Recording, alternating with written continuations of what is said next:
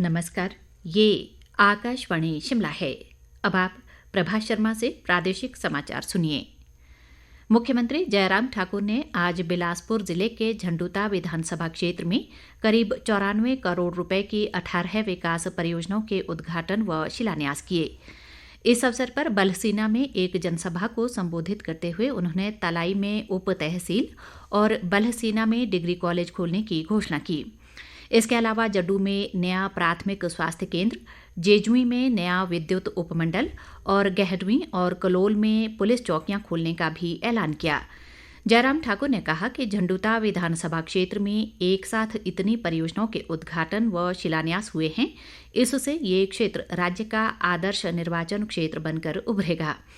उन्होंने कहा कि क्षेत्र के कांग्रेस नेता झूठे बयान जारी कर लोगों को गुमराह कर रहे हैं, जबकि वर्तमान राज्य सरकार के कार्यकाल में क्षेत्र का अभूतपूर्व विकास हुआ है। मुख्यमंत्री ने कहा कि क्षेत्र में बागछल पुल जल्द ही बनकर तैयार होगा, जो पूरे प्रदेश के लिए मील का पत्थर साबित होगा। जयराम ठाकुर ने कहा कि प्रधानमंत्री नरेंद्र मोदी बिलासपुर स्थित एम्स का जल्द उद्घाटन करने के लिए हिमाचल का दौरा करेंगे।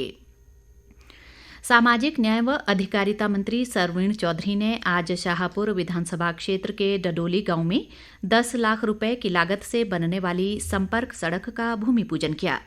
इस अवसर पर लोगों को संबोधित करते हुए उन्होंने कहा कि राज्य सरकार समाज के हर वर्ग को राहत देने के लिए प्रयासरत है।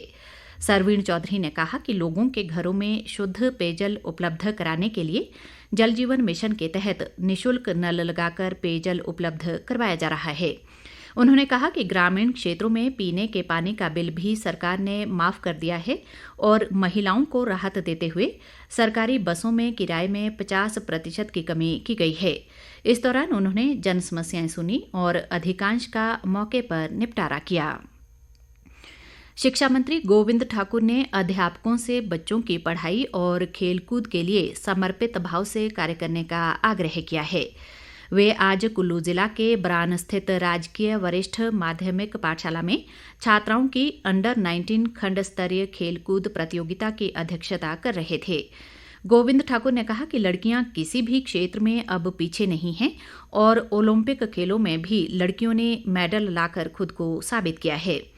उन्होंने छात्रों को जीवन में योग और प्राणायाम को अपनी दैनिक क्रिया में शामिल करने का आह्वान किया। खेलकूद प्रतियोगिता में 16 स्कूलों की 230 छात्राएं विभिन्न स्पर्धाओं में हिस्सा ले रही हैं। उपभोक्ता मामलों के मंत्रालय ने स्पष्ट किया है कि कोई भी होटल या रेस्तरां खाने के बिल में किसी भी तरह सर्विस चार्ज यानी सेवा प्रभार नहीं जोड़ सकता। केंद्रीय उपभोक्ता संरक्षण अधिकरण ने अनुचित व्यापार प्रचलन और उपभोक्ता अधिकारों का उल्लंघन रोकने के लिए दिशा निर्देश जारी किए हैं। दिशा निर्देशों में कहा गया है कि किसी भी अन्य नाम से सेवा प्रभार नहीं वसूला जाएगा। होटल या रेस्तरां उपभोक्ता को सर्विस चार्ज के भुगतान के लिए बाध्य नहीं कर सकते। उन्हें स्पष्ट रूप से बताना होगा कि ये प्रभार स्वैच्छिक, वैकल्पिक और उपभोक्ता की इच्छा पर है। राष्ट्रीय परीक्षा एजेंसी एनटीए ने विश्वविद्यालय अनुदान आयोग नेट 2022 परीक्षा का दिसंबर 2021 और जून 2022 का एकीकृत कार्यक्रम जारी कर दिया है। परीक्षाएं 9 जुलाई से शुरू होंगी। एनटीए ने 9 जुलाई 2022 के परीक्षा कार्यक्रम के लिए कल यूजीसी नेट परीक्षा स्लिप जारी की।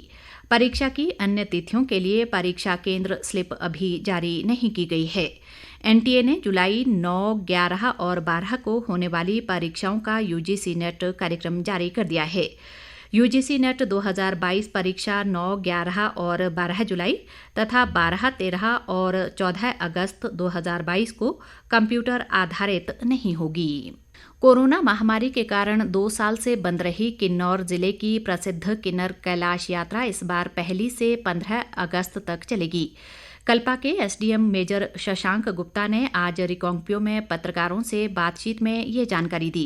उन्होंने कहा कि यात्रा के दौरान प्रशासन द्वारा पुख्ता प्रबंध किए जाएंगे और गांव तंगलिंग में ही यात्रियों का पंजीकरण और चिकित्सा जांच करवाई जाएगी।